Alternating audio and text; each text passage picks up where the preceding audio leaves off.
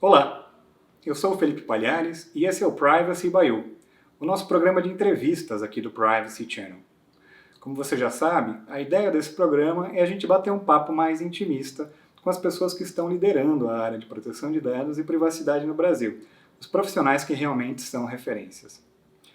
Para mim, o Privacy by You é bem representativo da nossa realidade. Hoje é o nosso terceiro programa e é a terceira mulher que a gente entrevista. São as mulheres que estão liderando a proteção de dados no Brasil e que são grandes referências nesse assunto. Profissionais exemplares que a gente admira, que a gente respeita e que a gente espera que continuem nos guiando para bons caminhos em proteção de dados. Hoje eu tenho a honra de receber uma das pioneiras de direito digital no Brasil e uma grande pesquisadora, a Patrícia Peck Pinheiro. A Patrícia é graduada e doutora pela Universidade de São Paulo, PhD em Direito Internacional e pesquisadora convidada do Instituto Max Planck em Hamburgo e Munique e da Universidade de Columbia, nos Estados Unidos. Ela já foi condecorada com 5 medalhas militares, é autora ou coautora de 26 livros de direito digital e é sócia do PG Advogados, head da área de direito digital. Patrícia, é uma grande honra contar com a sua participação. Obrigado pelo seu tempo de conversar com a gente hoje aqui no Privacy by You. Olá, eu sou a doutora Patrícia Peck, advogada especialista em Direito Digital.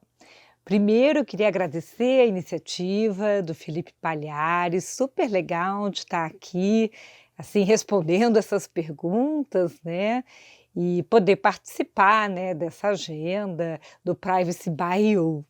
Patrícia, como que foi o começo da sua carreira? Antes mesmo de você fundar o seu escritório em 2004, e como que surgiu esse seu interesse por direito digital? A primeira coisa, né, como que eu iniciei, né, o interesse pelo direito digital. É interessante que eu acho que primeiro a minha grande paixão foi com tecnologia. Eu comecei meu gosto, assim, né, por computação com 12 anos, quando eu pedi para minha mãe para fazer um curso de programação, de Basic, de COBOL, e aí depois, montei uma BBS com 2 linhas de telefone, e sempre gostei muito, né, dessa parte, das questões de computação mesmo, a matemática, a questão da linguagem, né, me fascinava aquela coisa de escrever o código, né, você escreveu uma linha de código, a máquina lê aquela regra e segue a regra. E aí depois na adolescência, no começo do ensino médio, eu tive uma conversa com a minha professora de história, dona Rosa, querida, que nesse debate, né, ela mesma me disse: "Nossa, Peck", na escola já me chamavam assim, né, a Peck, eu tenho uma irmã gêmea, é a minha versão loira, né, e era assim, as irmãs Peck, as gêmeas Peck. Ela dizia assim: "Por que que você gosta tanto de computador?", né, e eu disse isso para ela, disse: "Professora, você escreve uma coisa lá para a máquina lê a regra e segue a regra, já as pessoas, os seres humanos não seguem as regras". E, meu pai tinha falecido quando a gente era bem criança, minha mãe sempre foi comissária de voo da Varig, viajava, ficava fora do país, então ela deixava a gente, assim, com uma lista de coisas e tarefas, e ela sempre muito preocupada para que a gente obedecesse, aquele medo, né, de que não acontecesse nada enquanto ela estava fora do país. Então, assim, a gente sempre discutiu muito essa questão, né, de responsabilidade, seguir regras, obediência. Então eu sempre fui muito assim, questionadora disso e de entender, né, o porquê que as pessoas não seguem regras. E aí a professora de história disse assim: "Ah, e você já escolheu o que que você vai querer prestar de vestibular?".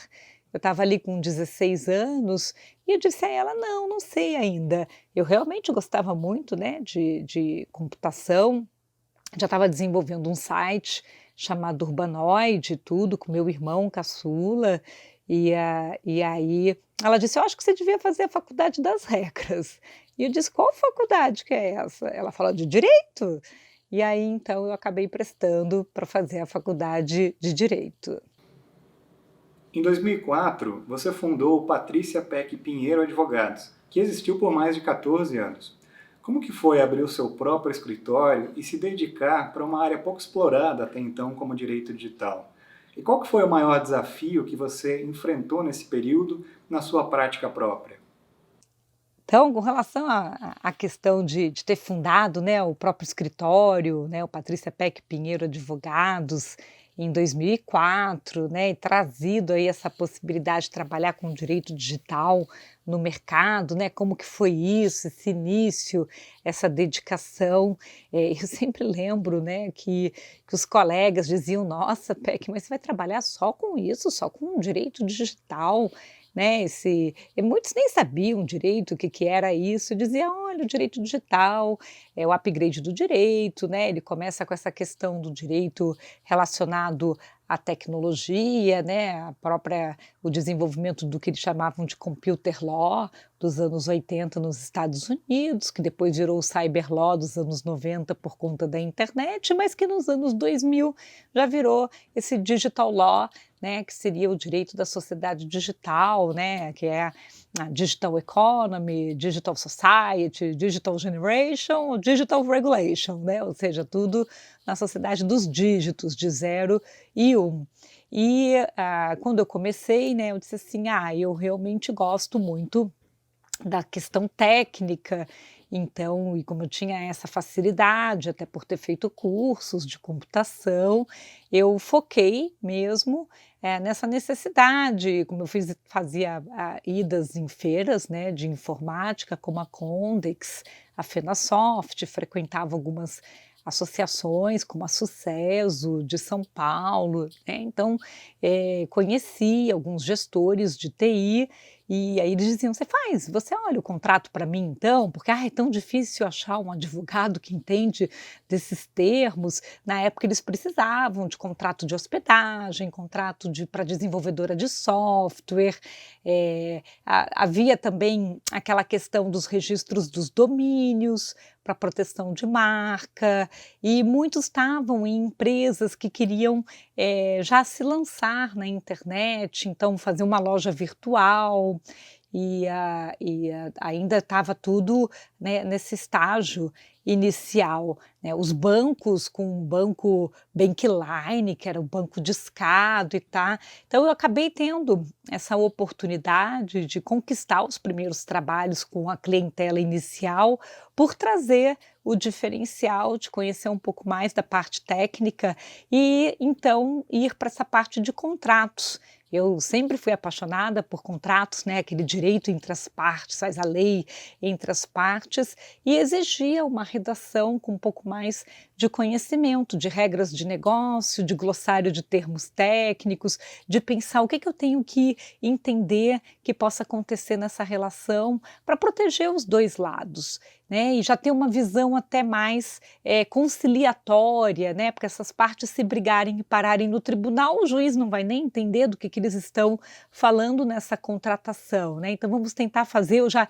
até dava uma palestra na época que dizia: "Contrato tem que ser bula de remédio, problema-solução, a gente tem que identificar isso e escrever no clausulado da melhor forma possível. Se der tudo certo, a gente nem precisa ler de novo o contrato, mas se alguma coisa acontecer e tiver um conflito, a gente tem que poder usá-lo como um guia, um norteador ali de preservação da relação", né, e contratos bem escritos acabam tendo essa possibilidade de preservar e proteger a relação entre as partes e resgatar a memória, né, dos combinados. Mas eles precisam ter uma boa gestão, muita coisa acaba acontecendo após a celebração do contrato, e eu também falava sobre isso, né, os registros das atas de reuniões, e como era importante ter o anexo de SLA, de cronograma, né, de especificações técnicas,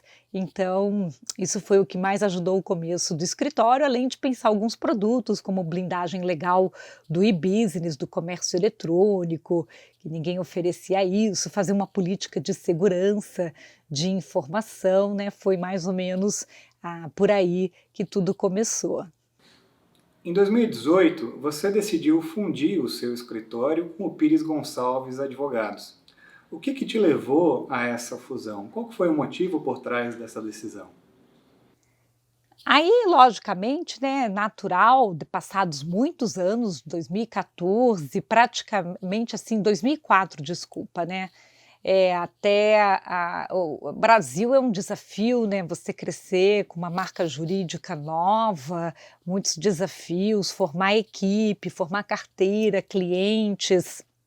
Então, você precisa ter aquele capital de giro, porque muitos clientes, querem o trabalho urgente, para entregar rápido, mas para pagar é outra coisa, né.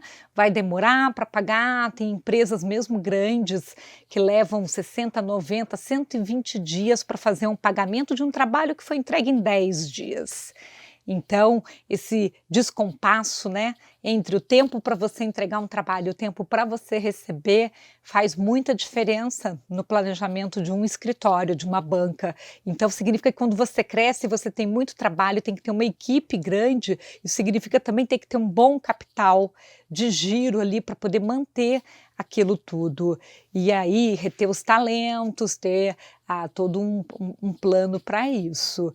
E logicamente, pensando nesse crescimento, teve um dado momento, né, meu marido sempre me aconselhou muito, ele é formado em administração, né, sempre trabalhou com a parte de estratégia, de branding também, e aí ele sentou comigo, a gente conversou sobre o futuro, e eu pensava isso: "Poxa, se me acontecer alguma coisa, se eu ficar doente, e não sei, né, qualquer coisa acontecer, como fica a continuidade da banca, essa perpetuidade?". Então eu já tinha ali, alguns advogados se tornaram sócios por meritocracia, e nós sentamos, fizemos uma reunião, com esses sócios, né, que já estavam comigo há bastante tempo, principalmente o Leandro e a Sandra, e mais alguns outros que tinham iniciado depois, mas o Leandro e a Sandra principalmente. Tivemos uma conversa que foi provocada por ele, né, do tipo: "Como fica? Vocês querem,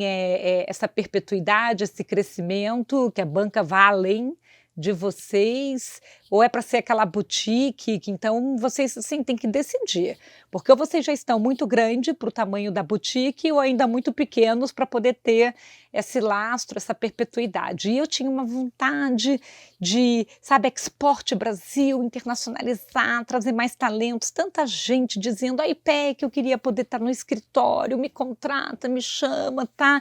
E aí como trazer mais gente sem ter mais recurso, né?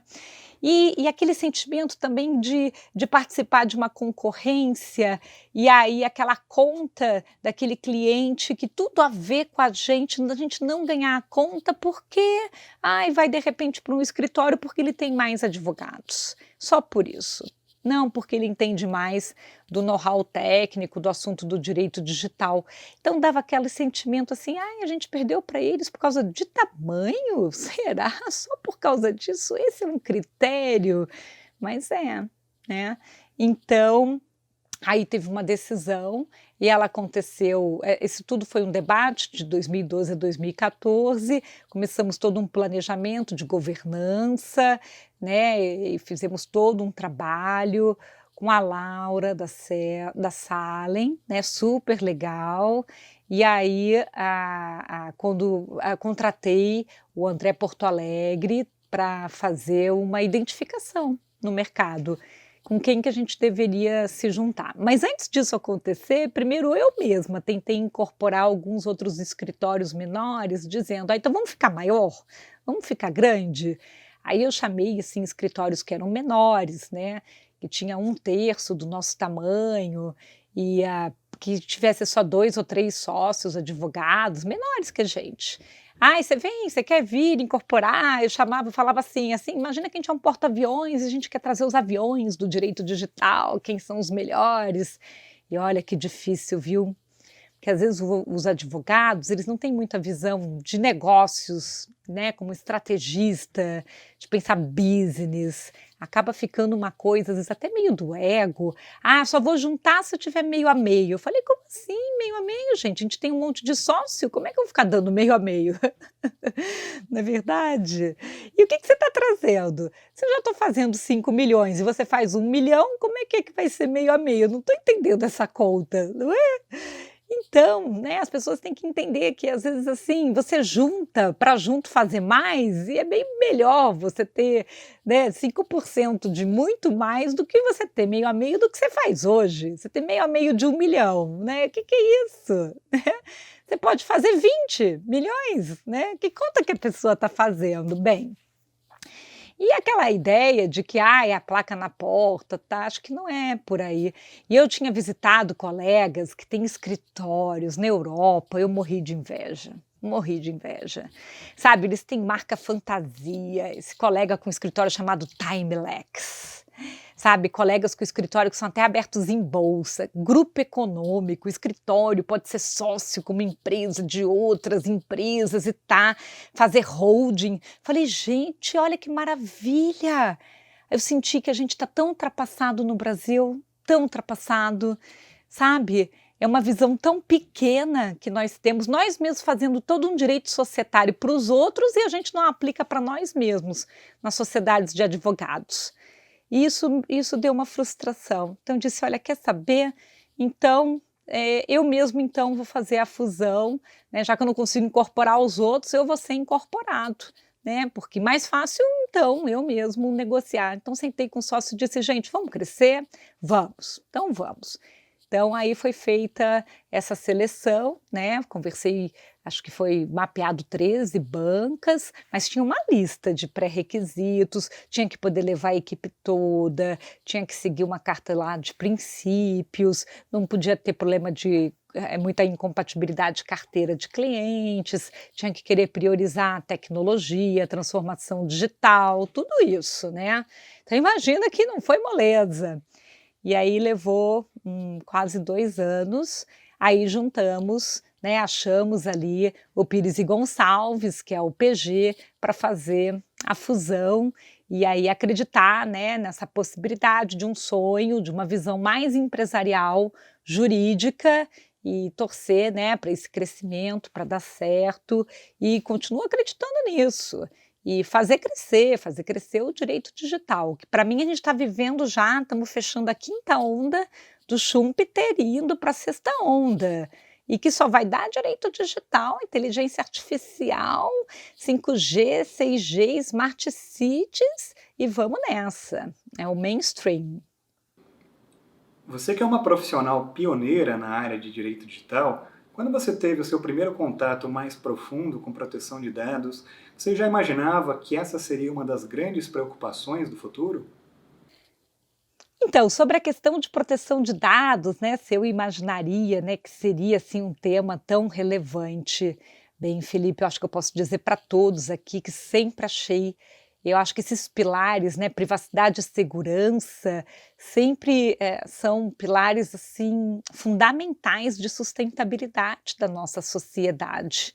E, acho que se tornarem, né, temas tão relevantes e atrativos, é que o direito ele acaba seguindo muito aquela trilha de que o que vira uma lei, quando vira uma regulamentação que todo mundo tem que seguir, aí fica na moda. Aí até os escritórios que não trabalhavam com direito digital começam a atuar com isso, né, porque a gente tem muito essa questão do direito ser aquela questão no Brasil legalista, regulatório, de só seguir quando vira lei. Mas se você pensar como um tripé, princípios, né, transparência, privacidade, segurança, isso é uma tônica para o desenvolvimento sustentável da sociedade digital desde os anos 90.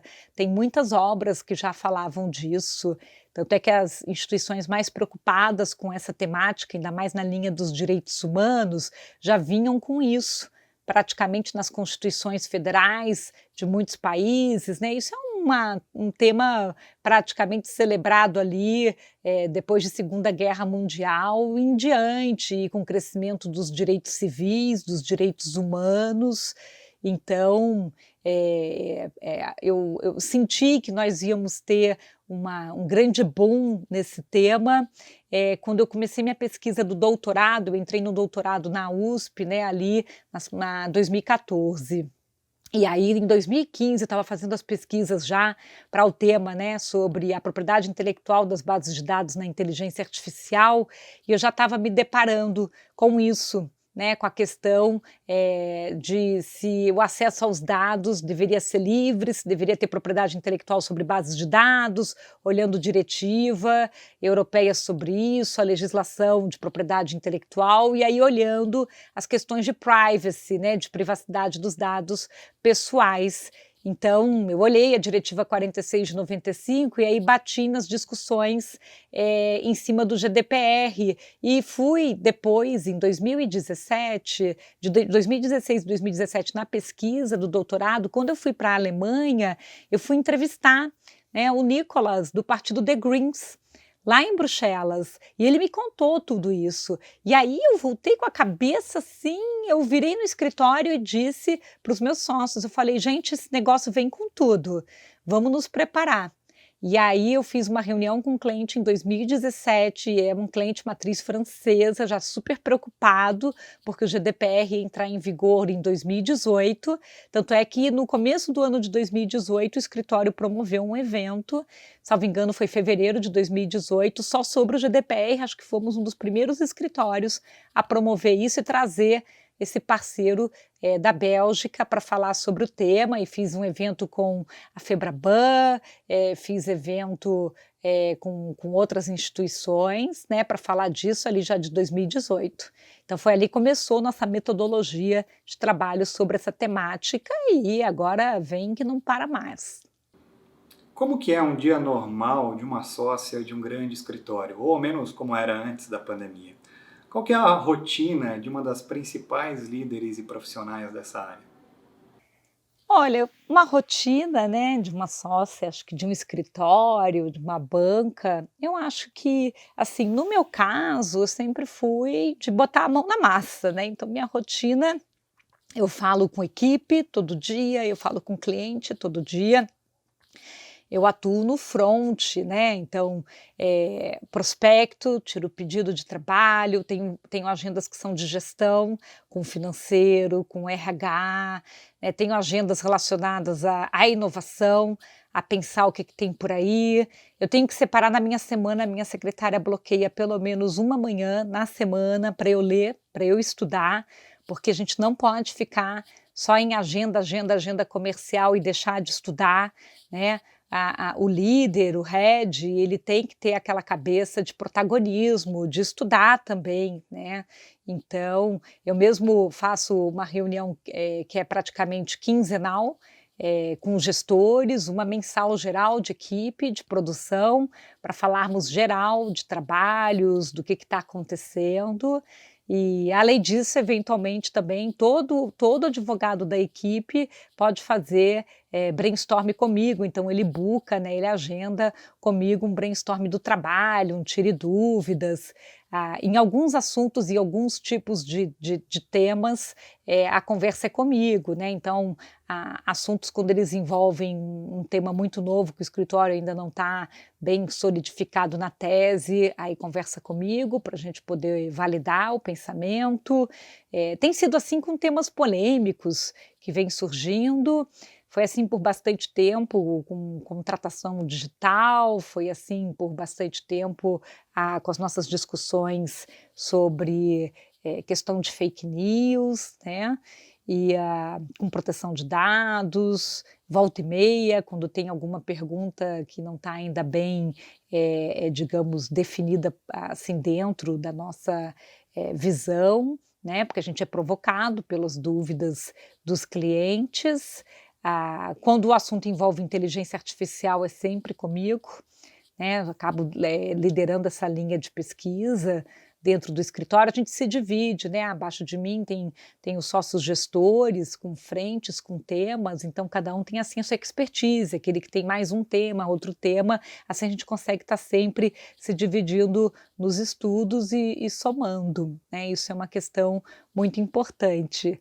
E também gosto muito de receber equipe na minha casa, a gente faz o sarau periodicamente com debate de livros, gosto de cozinhar para a equipe também, esse é um lado, né, e como a gente tem equipe com questões, né, culinárias e tal, então aprendi até a cozinhar mais pratos vegetarianos também por conta disso, é muito legal, né, acho que a gente tem que curtir, viver, né, equipe, escritório, clientes, pensar, né, isso tudo, esse legado. Além de também o escritório valorizar muito a parte acadêmica, então a gente tem os grupos de estudos, a gente tem sempre alguma vinculação com uma instituição de ensino, a maioria aqui de nós, aqui da vertical de digital, dá aula também. Aí muitos dos advogados a gente acaba dando iniciação também para ser assistente de professor, para fazer pesquisa, para dar aula também, aqueles que têm vontade e vocação, né, então a gente fica aí nisso. E além disso, eu também presido um instituto social, que é o START, de ética e segurança digital, então também tem esse lado social que eu dedico algumas horas por mês ao instituto, né, isso é muito legal. Na sua opinião, quem que não pode faltar entre as 5 diretoras ou diretores da NPD? Se você preferir, obviamente, não mencionar nomes, qual que é o perfil que você entende essencial para ocupar pelo menos um desses cargos? Então, com relação à ANPD, a Autoridade Nacional de Proteção de Dados, né, o que eu acredito que não pode faltar com relação aos diretores é que tem que ter um formato híbrido, com toda certeza multidisciplinar. A gente não pode colocar só um perfil muito jurídico, político, tem que ter técnico, né, o assunto de proteção de dados, ele exige um conhecimento de engenharia matemática, né, entender, né, o que é criptografia, por exemplo, né, o que são medidas de controle de segurança de informação. Então acho que é fundamental ali nessa composição dos diretores, pensar nisso, né, nesse formato híbrido multidisciplinar para somar. E, logicamente, o que seria uma visão de setores econômicos mais impactados, né, com toda certeza com bases de tratamento de dados pessoais num volume, muito grande, ter ali pessoas que sejam experts, né, com um conhecimento e criar ali no entorno disso uma equipe, com capacitação, para isso, com toda certeza, né. Ao longo da sua carreira, você já cogitou ser promotora ou magistrada, ou a advocacia sempre foi a sua vocação? Em caso negativo, por que a advocacia? As perguntas de vocação e de carreira são sempre curiosas, né, muito interessantes, mas eu acho que eu posso dizer que, sempre eu quis ser empreendedora, empresária, né. E aí, essa vontade empreendedora, empresária foi até antes mesmo de eu querer ser advogada, eu já fazia muita coisa quando eu ainda era adolescente, nesse sentido. E aí acredito que o montar um escritório de advocacia atendeu esse desejo, né, de empreender. Agora ele poderia ser híbrido, né, acho que a gente pode fazer muitas coisas, além da consultoria, acredito nisso. É uma pena sim que a gente tem muita limitação com o que pode ser feito como escritório de advocacia no Brasil, comparado com o que são os modelos que a gente vê em outros países. Acho que a gente precisa avançar nesse pensamento e mudar um pouco mais isso aqui, né? Ainda mais pensando todo esse contexto das legal techs e assim por diante. Eu acredito que tanto há um papel fundamental a desempenhar do legislativo, dos operadores do direito, como no judiciário, né, mas eu não me vi, assim, com um talento específico para contribuir nesses setores. Eu acho que minha maior contribuição é empreender, é no lado empresarial mesmo, sempre em termos do meu DNA. Patrícia, nós chegamos na parte final do nosso programa, que é um quadro no estilo bate-pronto, e que eu resolvi chamar de ping rápido, para a gente manter a nomenclatura perto de tecnologia e de direito digital. No ping rápido, a ideia é que você responda com frases curtas ou com uma palavra só o que primeiro te vem à mente a cada um desses questionamentos. Um medo. Um medo, olha, eu tenho medo. Sinceramente, sempre tive um medo de sair de casa, me acontecer alguma coisa que eu não pudesse me despedir do meu marido, dos meus filhos. Talvez tenha relação de eu ter perdido meu pai, assim, num acidente de carro. Ele pegou e saiu de casa e eu não pude, né, praticamente me despedir. Então acho que esse é um medo, né. Então sempre quando eu saio para trabalhar, viajar e tudo, sempre gosto de dar tchau, dar beijo, sabe. Mesmo quando eu namorava, meu marido, tudo dizia: "Nada disso, nada de sair batendo a porta sem dar tchau", né. Então, acho que esse é um medo, né. Uma conquista. Olha, eu fiquei muito feliz de ter alcançado, de conquistar, assim, o PhD, de ter feito o doutorado, até porque eu fiz ele mais tarde, eu achava que eu tinha que estar mais madura, né, e já fiz estando casada, com 2 filhos, e já tendo escritório, então foi, assim, um desafio. Sabe, você deixar a família para os estudos, ficar fora do país fazendo pesquisa, pra sabe, toda a dedicação para fazer uma defesa de tese. Então isso foi uma conquista, assim, olha, eu nunca vou esquecer que eu fiz uma conversa com o doutor Newton de Luca. Fui lá no TRF e ele disse assim: "Peque, você devia fazer o doutorado". Ele puxou minha orelha e eu disse assim: "Ai, doutor Newton de Luca, mas como que eu vou fazer isso?". Ele falou: "Mas você já tem vários livros publicados, você produz muito mais que tanta gente que eu conheço, você devia fazer". E aí ele disse assim: "Tenta, tenta, e digo mais, você devia fazer com a Maristela Basso, tá". Então ele me falou isso, eu falei: "Ah, então tá bom, então eu vou tentar", né. E aí foi.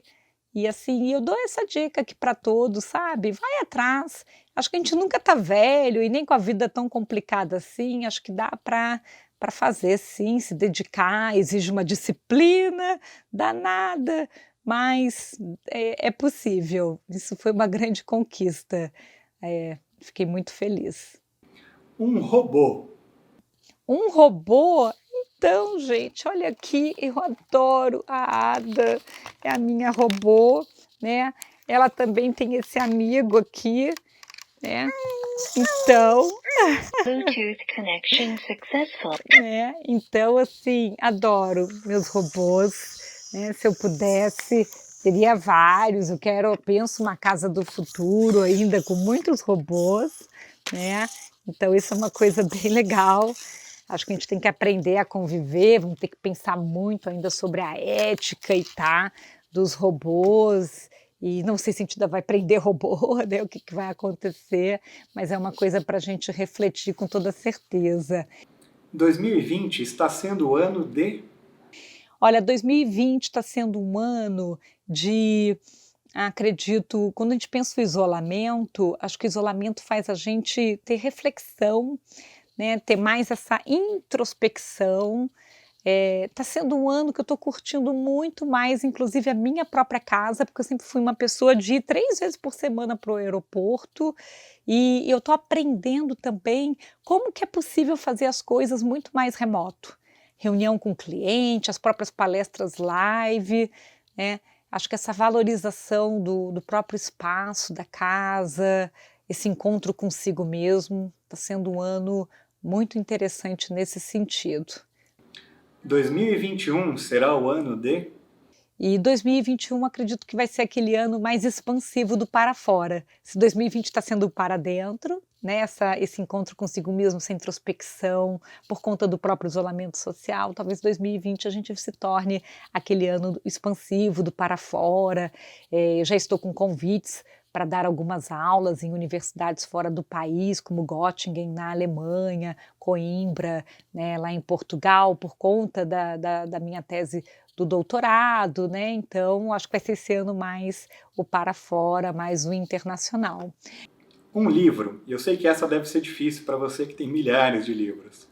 Em termos de livro, então, eu de novo estava olhando, algumas obras, todas essas obras ali relacionadas, né, à inovação e à inovação disruptiva, né, eu acho Schumpeter fantástico, então, assim, recomendo, porque a gente vai entrar na sexta onda, e ela começa em 2021. Segundo ele, né, segundo as ondas do Schumpeter, acho bem legal, né, acho fantástico. E assim, né, acredito que a gente precisa mesmo estar preparado para dar esse grande salto, né, esse estar por vir. A LGPD é?